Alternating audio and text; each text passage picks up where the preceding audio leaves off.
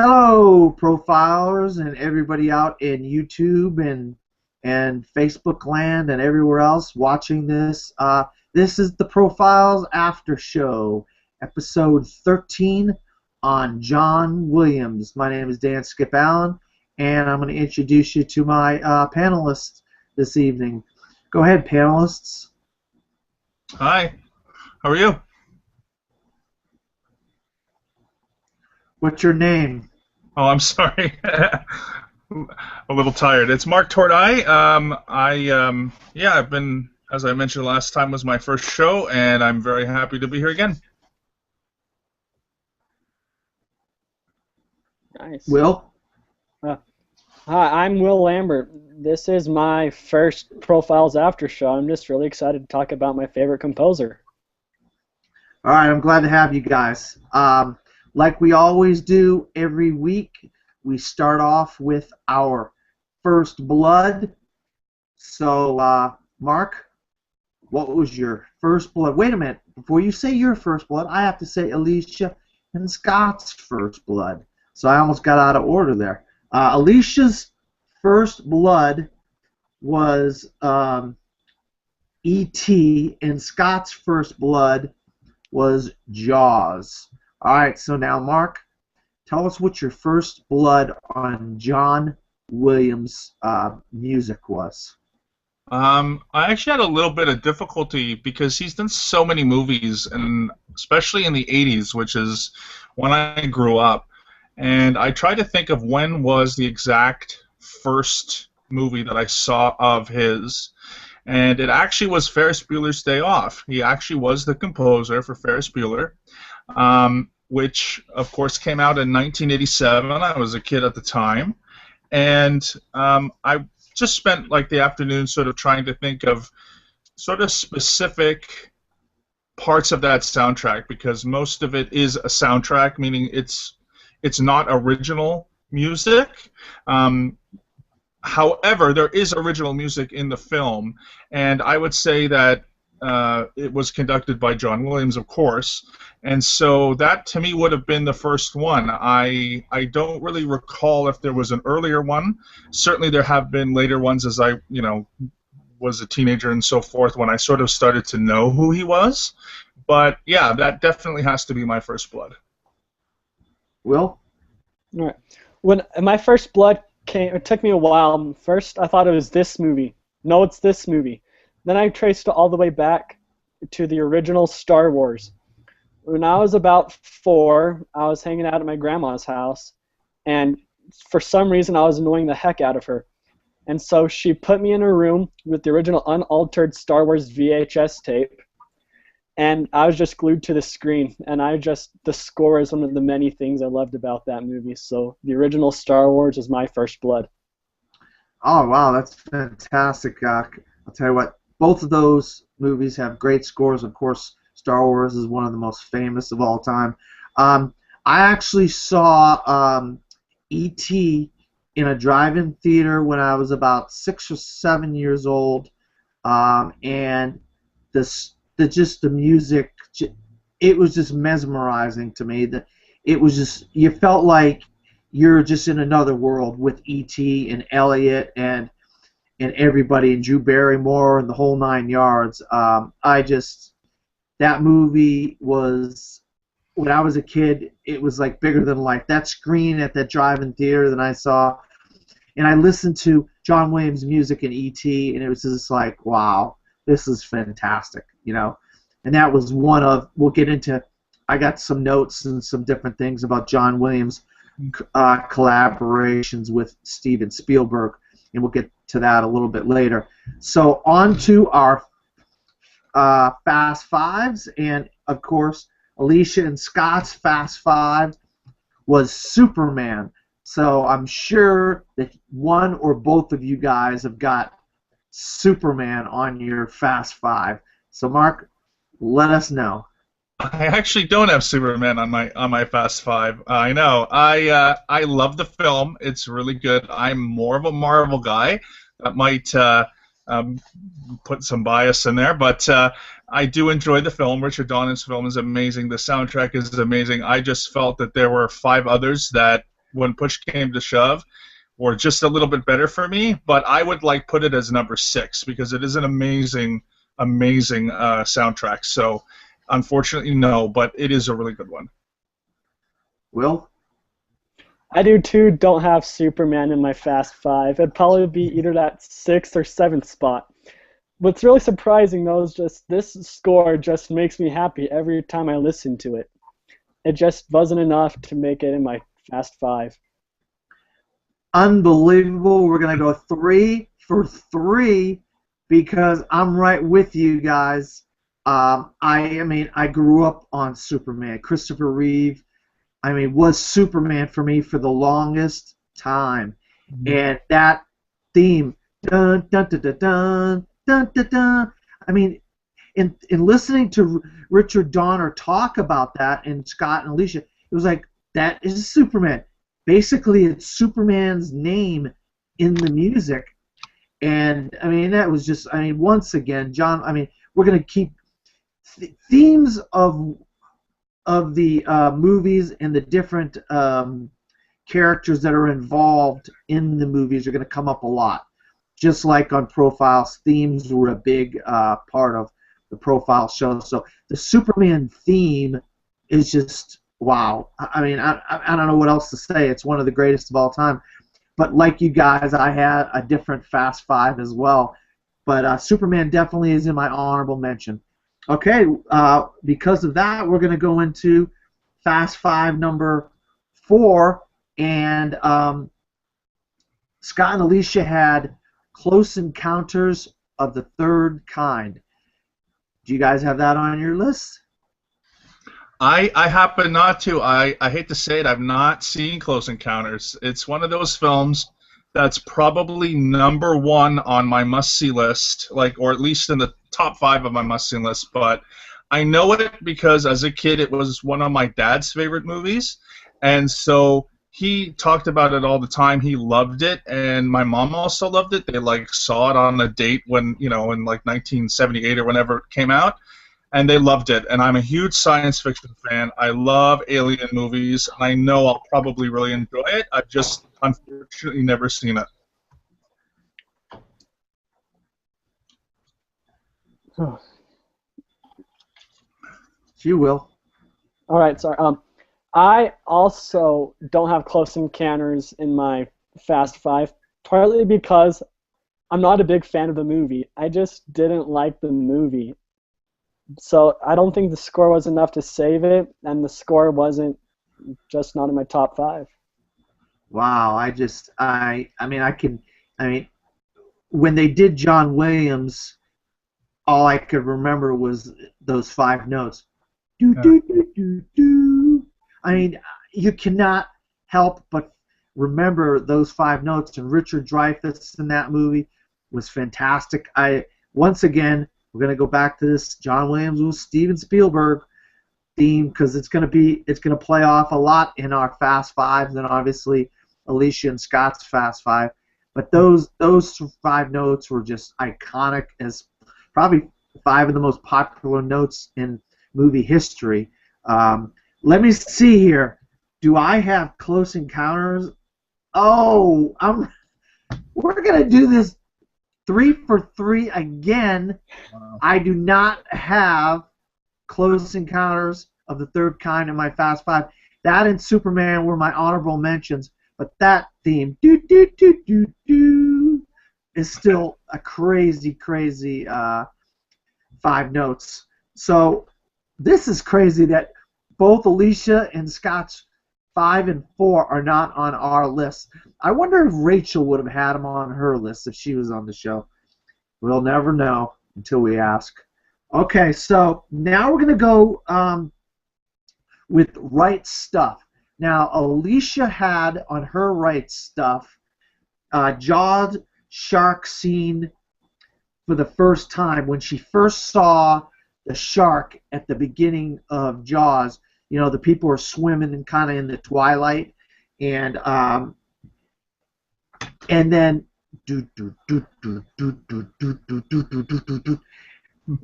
and that was her first John Williams theme, involving a movie, and I'll tell you what, you can't have a better first right stuff, if you ask me.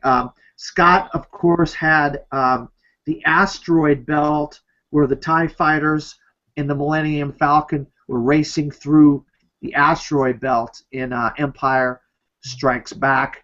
You know, there's so many different themes in Empire that I don't recall that specific theme that Scott is referring to, but I understand that Empire Strikes Back is going to have a big part on this episode of Profiles After Show, so we'll get to that very soon.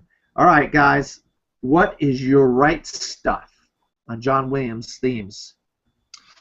I had the theme from Jaws. I had exactly what Alicia said. I think the theme from Jaws is brilliant. It is 2 notes on the tuba. I actually played tuba in the school band for like 4 years, so it's an E and an F, as Alicia said, which is not hard to play if you know how to play tuba.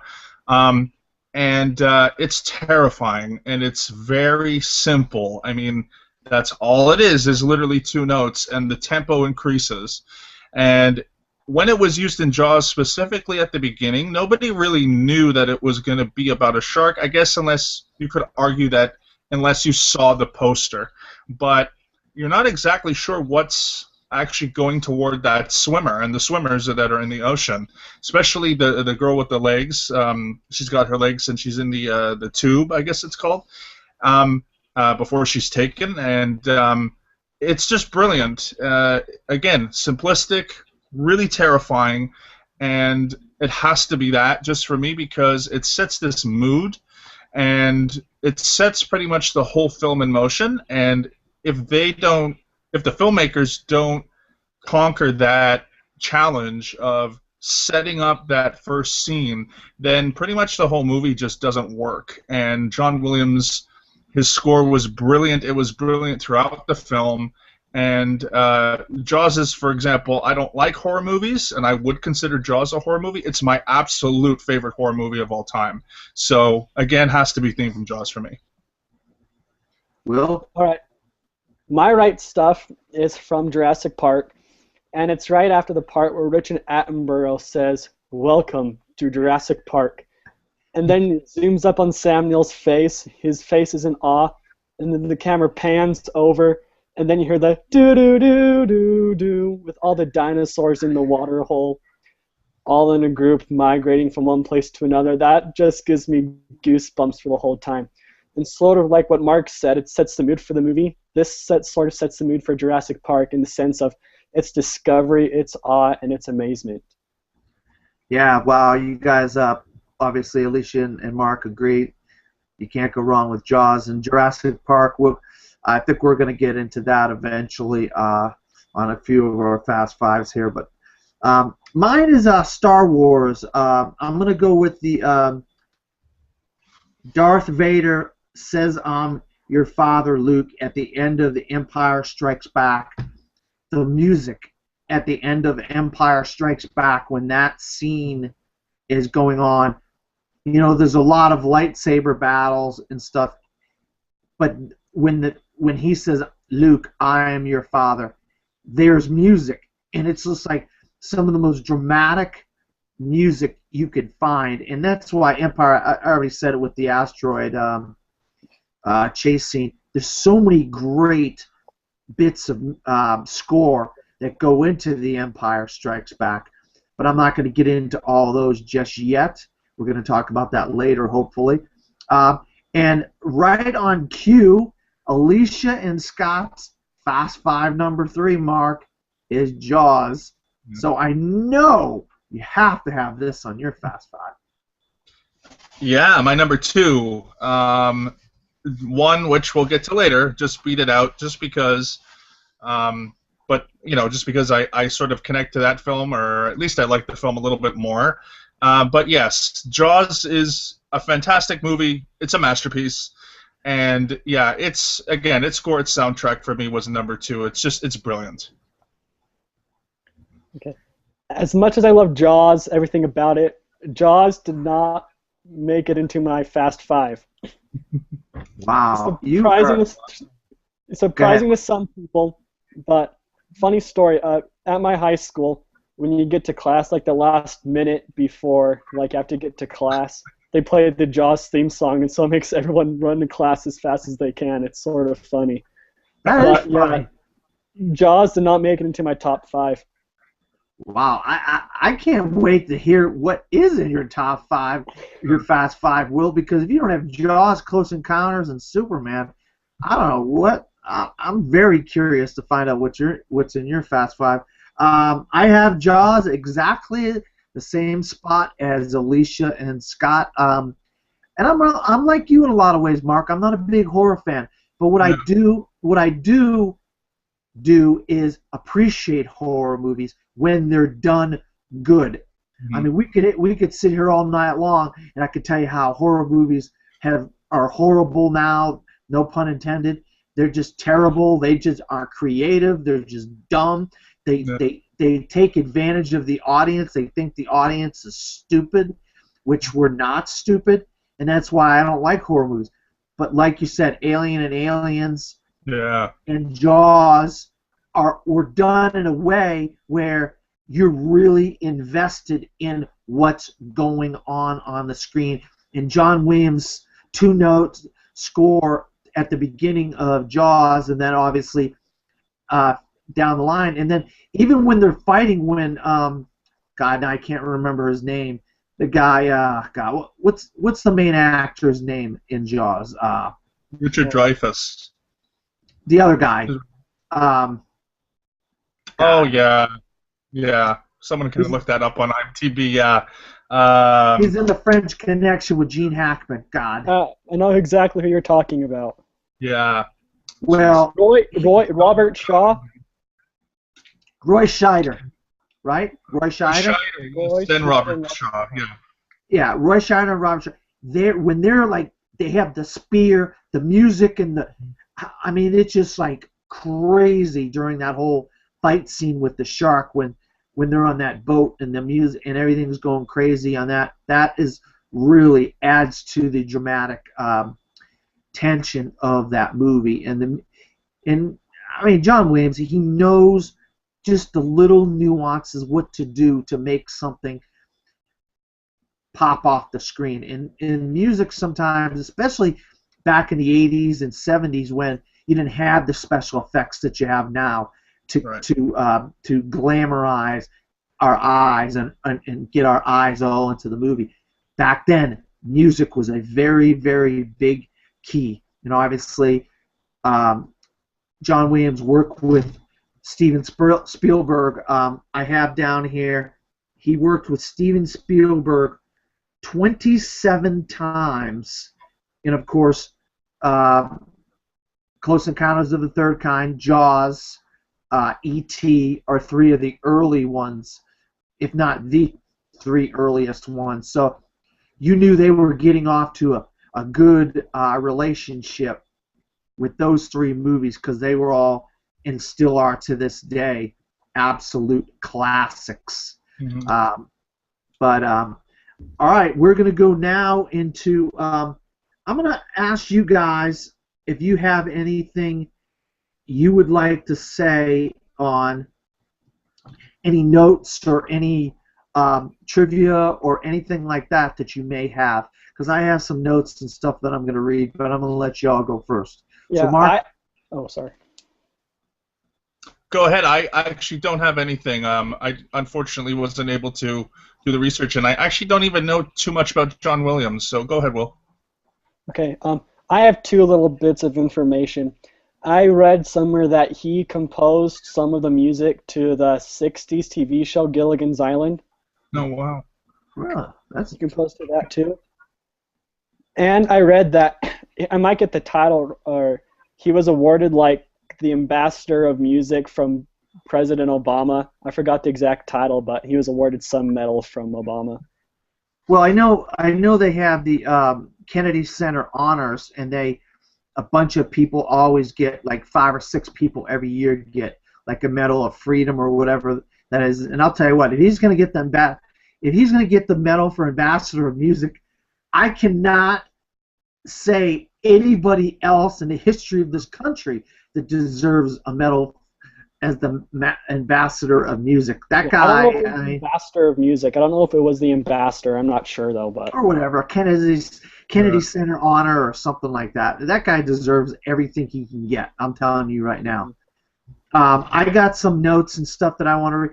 First of all, I just want to, obviously, by the hat, you guys probably can figure that I'm from Boston. I'm from Lowell, Massachusetts, and I grew up with the Boston Pops. And John Williams was the conductor of the Boston Pops. And as a kid, in my family, we would get to the this giant park in Boston, and we'd sit there at 7 in the morning because you'd have to get a really good spot on the lawn to watch the Boston Pops in this park at Pops Goes the 4th of July. That's an American holiday, Mark. I'm sure you know it, even though you're in Canada. And so we would listen to the Boston Pops as a kid, and he would play. They would play some of John Williams' themes from Jaws and E.T. and Close Encounters and Star Wars and stuff like that. So it was like he became like one of my favorite people, movie people or music people or whatever, as a kid, because I just associated so much of movies and music with John Williams, and of course the Boston Pops, now my favorite orchestra of all time, no matter who's the conductor. Keith Lockhart is the orchestra now, head of the orchestra now, the conductor of the orchestra. I got some other stuff. The lightsabers, Hollywood Bowl. I guess John Williams does a concert at the Hollywood Bowl, and Scott and Alicia had alluded to the lightsabers, how when they do the Star Wars theme at the Hollywood Bowl, the lightsabers go off, and it's he defined an era and inspired a generation of fans. I got obviously 12 films with Steven Spielberg. He's worked with Hitchcock, Ron Howard, George Lucas, amongst others. Let's see here. I got some Star Wars stuff, but I'm not going to use that right now. Okay, we're going to go into Fast 5 number 2, and Fast 5 number 2 is easily could be Fast 5 number 1 for a lot of people, but for Scott and Alicia, Fast 5 number 2 was Indiana Jones and the Raiders of the Lost Ark. Obviously, Raiders won the 16 bracket for John Williams themes and went up against Star Wars, something Sunset, whatever the Sunset, Binary Sunset. Mm-hmm. And so Indy obviously resonates with a lot of people. So I want to ask you guys, where does Indiana Jones and the Raiders of the Lost Ark fall in your Fast 5? Number 3 for me. I, as I mentioned before, grew up in the 80s, and I was born in the early 80s, so I guess I don't remember the exact year Raiders was. I guess it was like 82 or 84, somewhere in there. And that was one of the movies that was so big during that time that I remember it having, like, being on TV and people talking about it a lot, and that infamous scene of Indy taking I forget what object it was, because it's been a little while since I've seen the film, and the boulder coming for him. I like that. That's just one of the most iconic scenes in like film history, especially in the 80s, and that was something that many people spoofed at the time. It kind of became a gag a little bit.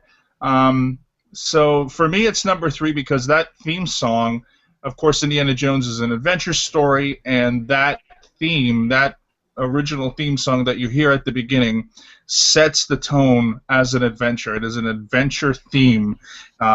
It's something where when you hear it, It sort of invokes all those different tones that are going to go in the film, like adventure, like there's kind of a discovery theme. I always felt sort of makes you interested.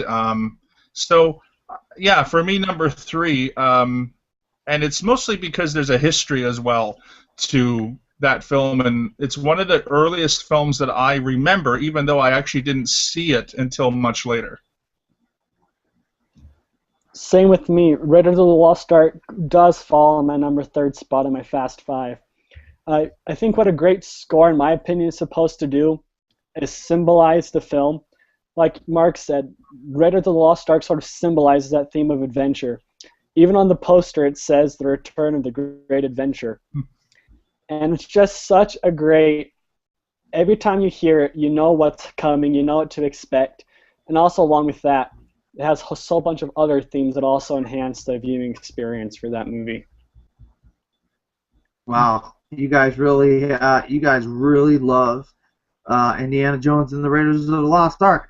Well, I have Indiana Jones and the Raiders of the Lost Ark at number 2 on my Fast Five, and I just want to reiterate what you guys have to say and hopefully expound upon it. The boulder scenes, Mark. Wow, you just know you're involved in some adventure, some action. It's just like, what the heck have I got myself into? And you know from that point on, this movie is going to be nothing but craziness and fun. And it just, Harrison Ford, you could just tell Harrison Ford's really enjoying himself in this movie. Obviously, Steven Spielberg, George Lucas was the producer and creator, and John Williams. Everybody seemed like they were enjoying themselves with this movie, and that da da da da da da da. I remember watching sports. I'm a big sports fan, obviously, and like when there's a fumble in football, you sometimes get the news. They go da da da da because the guys are running around chasing the football, trying to get the football or something. Or if there's like a blooper reel. Sometimes you'll see a blooper reel in, Casey Kasem's Wild World of Sports or something like that, and they play the theme to Raiders of the Lost Ark because it just meant wildness, craziness, and I'm right there with you. It gets this movie off to a great start when that boulder's coming out. He's got those Aborigines or those cannibals or whatever coming after him and stuff. It's just wild. I love Indiana Jones, and that theme really plays into the adventure and the action and George Lucas got the idea from the old serials of the 1950s, and he really captured that with Indiana Jones and the Raiders of the Lost Ark. Okay, now this is where we're going to go into what other movies are either in your honorable mention. Probably don't have honorable mention now that you used them all up. Probably have a couple other places on your Fast Five that you haven't had a chance to talk about. So, what other movies do you have that we have not talked about, Mark? I have this on my Fast Five, which he did the score for Schindler's List. That is such a very deeply powerful film. It's, again, considered one of the best movies ever made, one of the greatest World War II movies, war movies ever made. I've only seen it once because it's such a powerful, emotional movie. But that score is just, it's right there through every, hint of drama. There's a lot of really dark, deep themes, especially with the Holocaust, and I forgot Ray Fiennes' character's name, but his character is so sadistic and so twisted, and it's horrible. It's a very hard movie to watch, but the score is there. The score is on point. John Williams was brilliant. I remember it being because again, unfortunately, it has been a little while since I've seen it last, but I do remember it being very of the time, very 1940s, very European, especially Eastern European, and he just captured an era, and he captured an era that although it sort of started off with progress, it ended in complete tragedy. And I felt that from the soundtrack itself, and he himself did that, era justice, and the event of the Holocaust justice as well. So again, that might be a little bit more to Spielberg's credit, let's say, because he was the director. But again, I still think John Williams kind of gets overlooked. So for me, again, Schindler's List is number 5 on my Fast Five, and it's just a really wonderful film and a really wonderful score. Will? An honorable mention I had on my list, besides the 3 that I've mentioned previously that aren't on my list, but the honorable mention I really wanted to talk about was Harry Potter, partly because that's one of my favorite film franchises of all time, and with like the do do do do do do, that is just, I think it's like Hedwig's themes or something like that.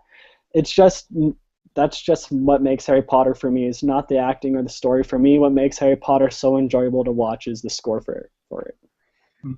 Well, I just, just to go on you guys, I had both Harry Potter and Schindler's List in my honorable mentions, but that's part of what the magic of movies is.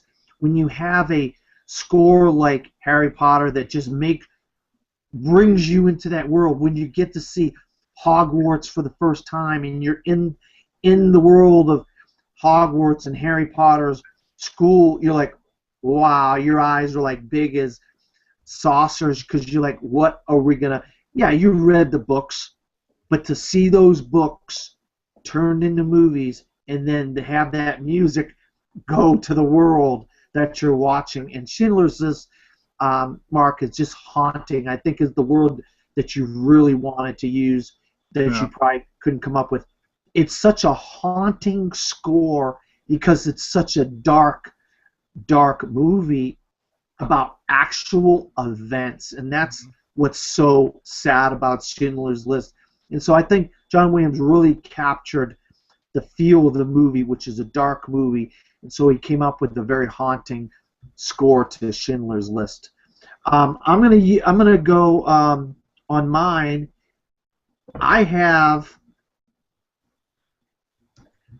Empire Strikes Back at number 5. Even though this is one of my 5 greatest movies of all time, this is my personal one of my top 5 movies of all time.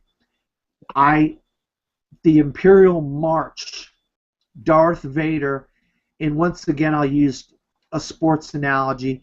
Like, I'm a big football fan, as you can tell. When the teams get on defense, the orchestra or the band, whether it be a high school or college band, would get their dun dun dun dun dun dun, trying to get the defense to defend the goal line or whatever. And a lot of high schools have used, in colleges have used, if you listen closely to college football games and high school football games, I don't know if you guys went to a lot of those. I've coached football in my day, and that theme of the Imperial March of Darth Vader going through the walking down the hall, because we're getting the bad guy and he's not happy. That's what the Imperial March is with Darth Vader. And in Empire Strikes Back, we also have themes or scores of Lando, Yoda, and Boba Fett. And the thing is the score of Empire, I think, makes it one of the greatest movies of all time. I know sequels, I could probably say 10 or 15 sequels that are great. Most sequels suck. I think you put Empire Strikes Back and The Godfather Part 2 as probably 2 of the greatest movies of all time, bar none, let alone sequels. And that's part of it, is the themes that go into The Empire Strikes Back that John Williams helped create, along with the story by Lucas, of course. All right. Anybody else with any other numbers of their Fast Five that they have not said yet? My number 5 is Book Thief. Um, Book Thief. I remember that from last year.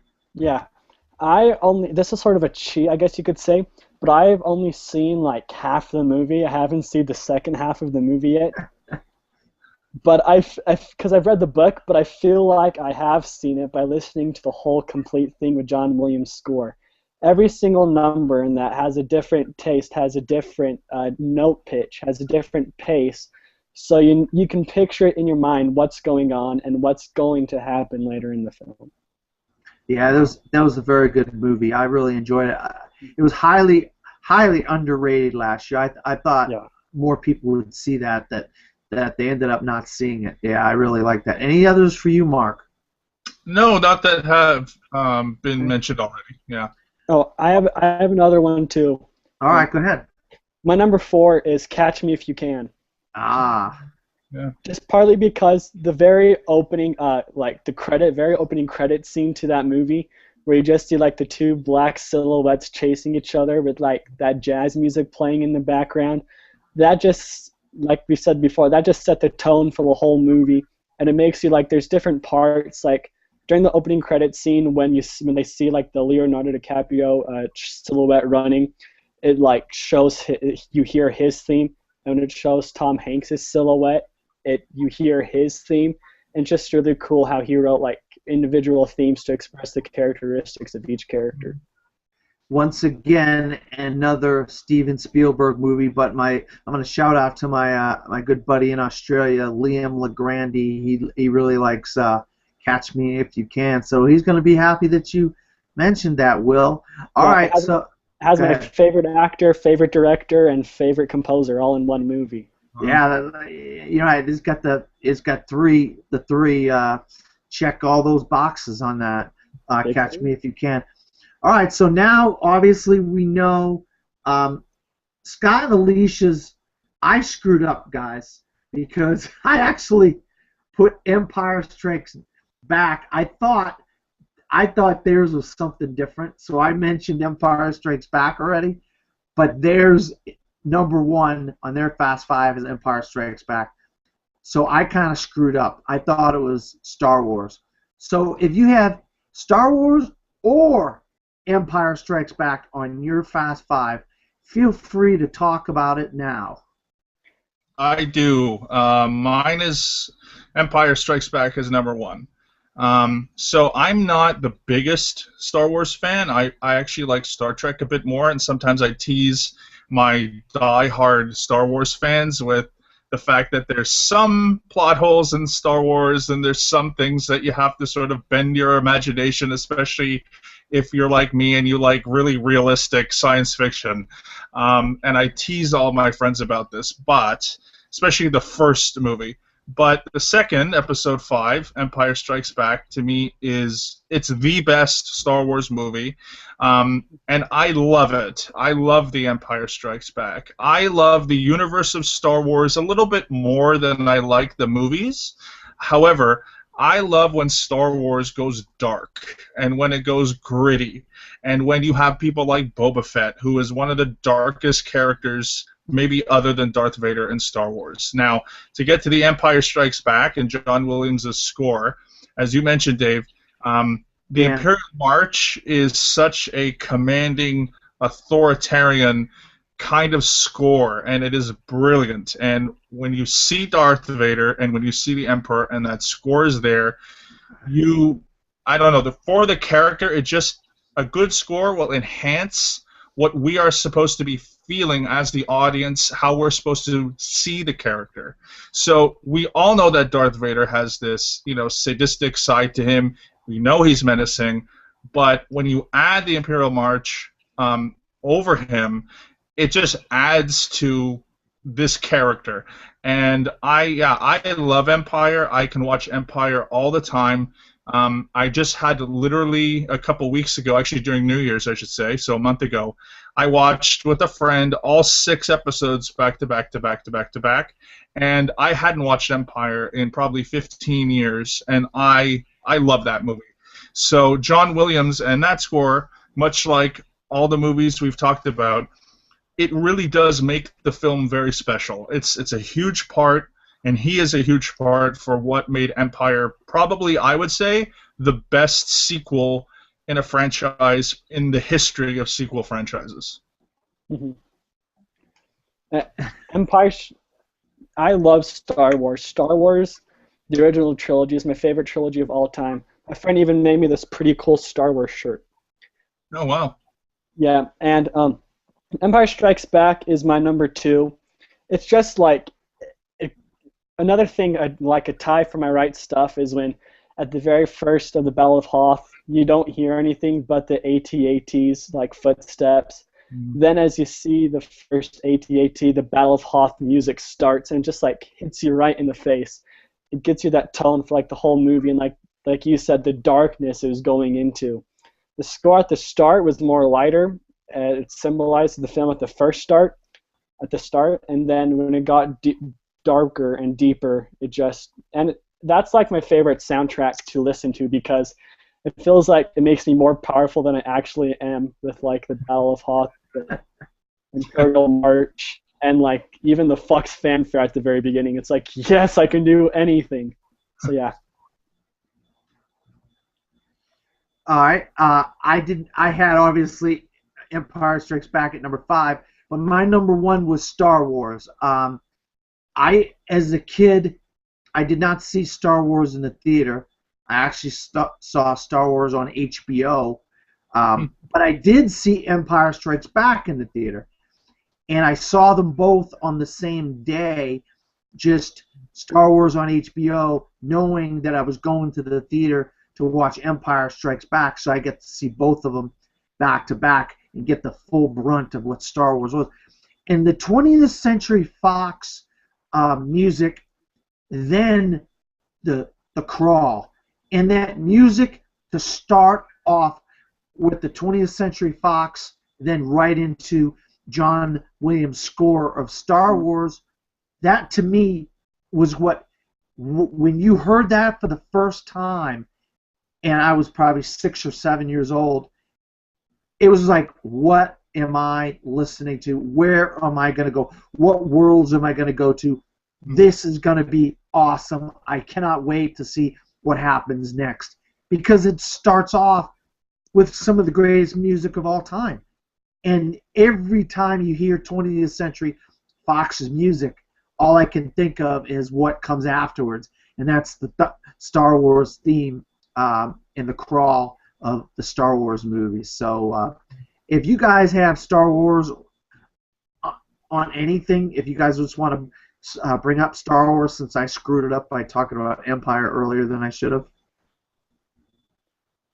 I don't. I would put Star Wars. Well, he also did all the Star Wars movies, of course. He did all 6 episodes, but most people love 3, 4, and or 4, 5, and 6. Excuse me.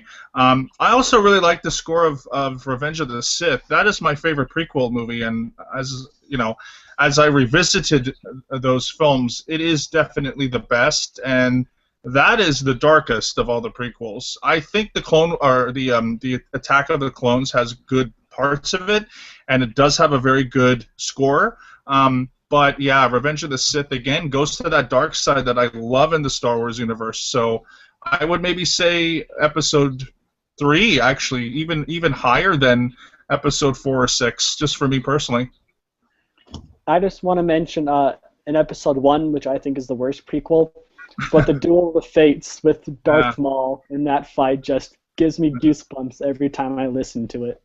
Yeah, go ahead. Yeah. Go ahead. It's like seeing Maud Garrett on Jedi Alliance in that one episode, and Duel of the Fates just came on and she freaked out.